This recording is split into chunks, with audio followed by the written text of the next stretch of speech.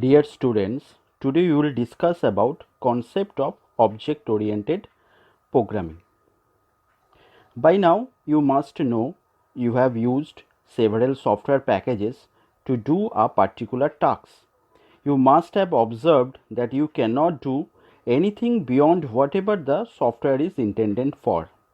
How about creating a software that will make the computer do what you want it to do? This can be done with the help of a program. Now, what is a program? A program is a set of instructions given to the computer to perform a particular task. Therefore, the scientists thought of building computer languages that are more English-like, independent of the hardware, and easier to learn. One such computer language is Java. Java is a robust, general-purpose, high-level programming language and a powerful object-oriented language. Basic concept of object-oriented programming. An object-oriented programming or OOPS is a programming language model which is organized around objects rather than actions and data rather than logic. Java is an object-oriented programming language. Basic concept of OOPS are as follows: objects, classes, encapsulation, data hiding, abstraction, polymorphism, and inheritance. Objects. Concept of objects. In this world, we see several objects around us. The chair on which you sit is an example of an object. The computer, the pen, even we ourselves are example of objects. Whatever may be the situation, you will always find two unique features of an object: characteristics or properties and the behavior.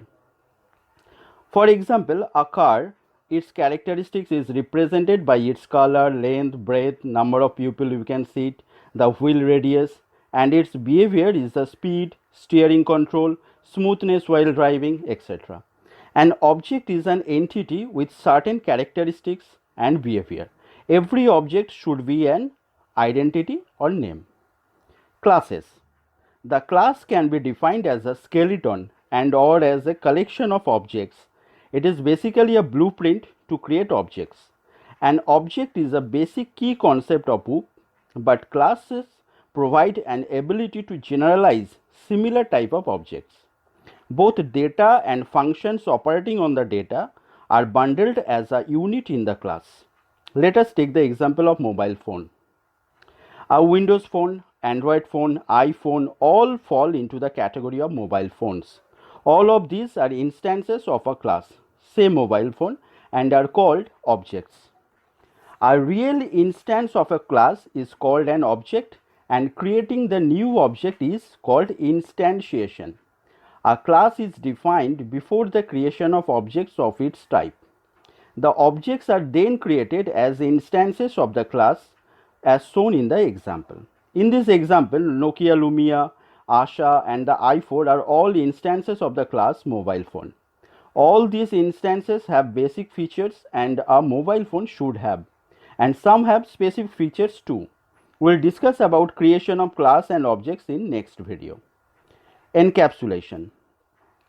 Encapsulation is the most basic concept of OOP and an important aspect.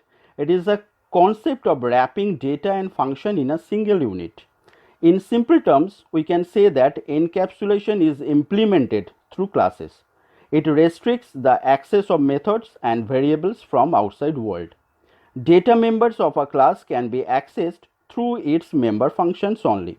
It keeps the data safe from misuse. In the above example of mobile phone, the class encapsulates the data and the associated functions into a single independent unit. Data hiding.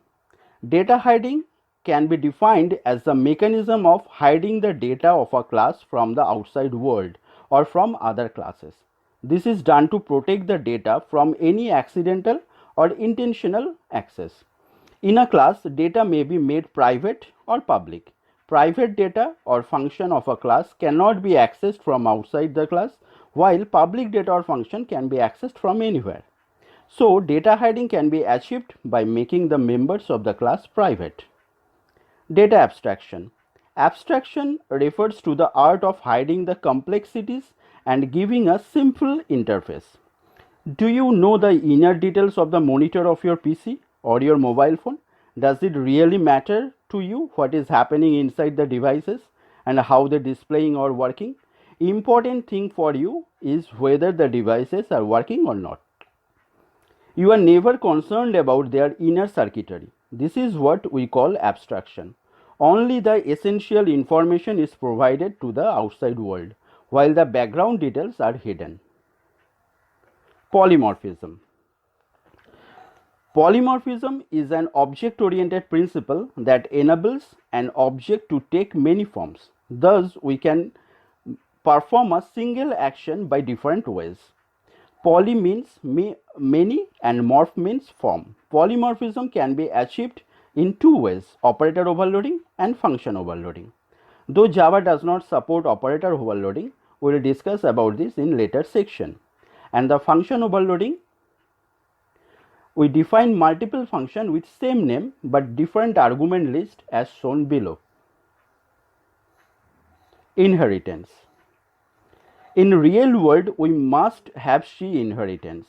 As the name inheritance suggests, an object is able to inherit characteristics and behavior from other object.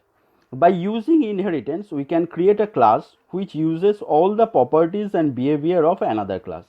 The new class is known as a derived class or child class, and the one whose properties are acquired is known as base class or parent class or superclass.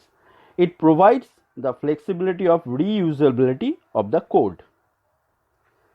Advantages of OOP. Object-oriented programming has following advantages. Simplicity. The objects in the case of OOP are close to the real-world objects, so the complexity of the program is reduced and making the program structure very clear and simple. Modifiability.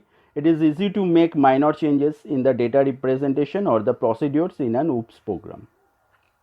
Changes inside a class do not affect any other part of a program, since the only public interface that the external world has to a class is through the use of methods. There are a few more advantages. Extensibility and maintainability. It is quite easy to add new features and extend the program in case of object-oriented programming. It can be simply done by introducing a new objects and modifying some existing ones. Reusability. Objects can be used in different programs. The class definition can be reused in various applications. Inheritance makes it possible to define subclasses of data objects and share some or all of the main class characteristics. It forces some more through data analysis, reduces development time, and ensures more accurate coding. Security. The characteristics of data hiding provides greater system security and avoids unintended data corruption. You know that there are two different ways to develop a program using object-oriented or procedure-oriented programming languages. Earlier languages are mostly the procedure-oriented and the new high-level languages are mostly the object-oriented. The following table shows some of the basic differences between procedure-oriented language and object-oriented language. Object-oriented programming is a problem-solving approach and used where computation is done by using objects. Procedural programming uses a list of instructions to do computation step by step. Object-oriented makes the development and maintenance easier, whereas the procedure programming, it's not easy to maintain the codes when the project becomes lengthy. Object-oriented programming stimulates the real-world entity, and but the procedural languages does not stimulate the real world. You need to do the step-by-step instructions. Object-oriented programming provides data hiding, so it is more secure. You cannot access private data from anywhere, whereas procedural language does not have such facility or the data binding facility, so it is less secure. Example of object-oriented programming is C++, Java, .NET, Python, C#, etc. And the procedural languages examples are C, Fortran, Pascal, VB, etc. This is all about the concept of object-oriented programming. These are few assignments for you. Copy these in a paper and try to solve. But these few assignments are not enough for your exam preparations. You need to solve more assignments.